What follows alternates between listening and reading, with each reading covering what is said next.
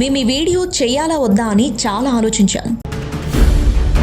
ఇలాంటి విషయాలు మీతో పంచుకోవాల్సి వస్తున్నందుకు చాలా బాధపడుతున్నాం. అయినా సరే జరిగిన ఘోరాలని ప్రజలకు చెప్పడం మా బాధ్యతగా భావించి ఈ వీడియో చేస్తున్నాం. కోట్లాది మంది హిందువుల ఆరాధ్య దైవం తిరుమల శ్రీ వెంకటేశ్వర స్వామి వారి లడ్డూ ప్రసాదంలో అసలు నెయ్యే వాడలేదని, కృత్రిమ రసాయనాలతో నెయ్యి లాంటి దాన్ని వాడారని సుప్రీంకోర్టు నియమించిన సిట్ తన ఛార్జ్ షీట్ లో స్పష్టంగా చెప్పింది. ఇప్పుడు నెల్లూరు కోర్టులో సిట్ దాఖలు చేసిన ఛార్జ్ షీట్ బయటకొచ్చింది. అందులో మరిన్ని ఒళ్ళు గగురు పొడిచే వాస్తవాలను సిట్ ప్రస్తావించింది. సిట్ ఛార్జ్ షీట్ 60వ పేజీలో పేర్కొన్న దాని ప్రకారం టాయిలెట్స్ క్లీన్ చేయడానికి ఉపయోగించే యాసిడ్ లాంటి రసాయనాలను కృత్రిమ నెయ్యి తయారీకి వాడారు. లబ్సా, దీన్నే యాసిడ్ స్లరీ అని కూడా అంటారు. ఇలాంటి రసాయనం 8,900 కేజీలను 2022-24 మధ్య ఆరిస్టో కెమికల్స్ అనే కంపెనీ నుండి హర్ష్ ఫ్రెష్ డైరీ ప్రొడక్ట్స్ అనే సంస్థ కొనుగోలు చేసింది. తిరుమలకు నెయ్యి సరఫరా చేసిన ఈ హర్ష్ ఫ్రెష్ డైరీ ఈ టాయిలెట్స్ కడిగే యాసిడ్ తో కృత్రిమ నెయ్యి తయారు చేసింది.